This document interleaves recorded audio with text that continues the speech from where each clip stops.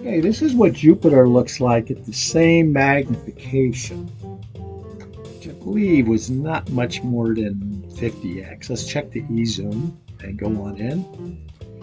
So we're at 80, 90, 100% e-zoom. Yeah, that's 150, so it must have been around 100x that we were looking at the moon. Very broad field of view. Of course, we don't really start to get a very... This is the minimum view right here, by the way, 150x. That will give you a decent view, and you need at least a 3-inch telescope and great seeing for that. I'm seeing some pretty decent contrast on Jupiter now, though.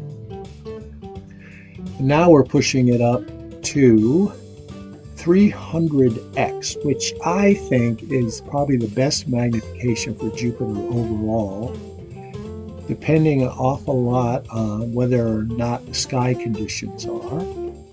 But I'm going to push it up to 450x, 300% e-zoom. We did have that nice view of the GRS last night, but you know, you got to synchronize the Earth's rotation with Jupiter's. Jupiter's is about 10 hours, ours is 24. You could probably figure out if Great Red Spot was right in the center of the moon, 20 hours later it would complete another cycle, and that completion of that cycle would push you out. You'd have to capture the Jupiter 4 hours earlier.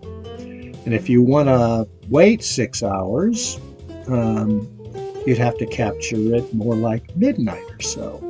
Anyway, this is a pretty sharp view of Jupiter.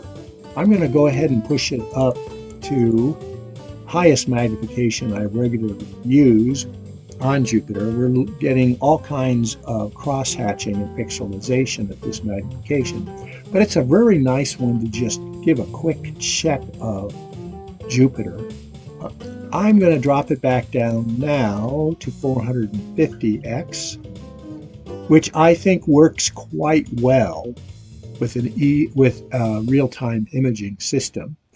And that's a pretty significant magnification to be viewing Jupiter at. Usually when I've done eyepiece astronomy, it's been somewhere around between 250 and 300x.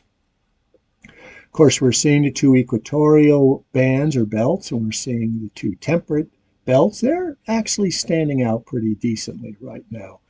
I may explore the possibilities of grabbing multiple images of Jupiter from a stream like real-time stream like this and seeing if I can stack them.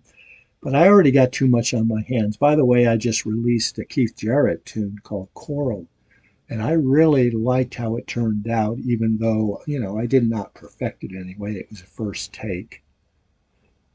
But the bass turned out pretty interesting on it.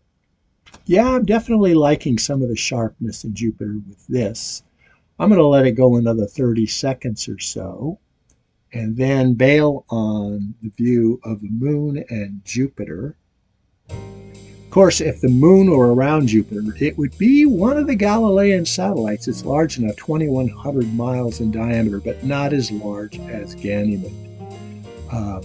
I think Callisto, I have to check the various sizes of the moons of Jupiter, and Callisto would be pretty decent.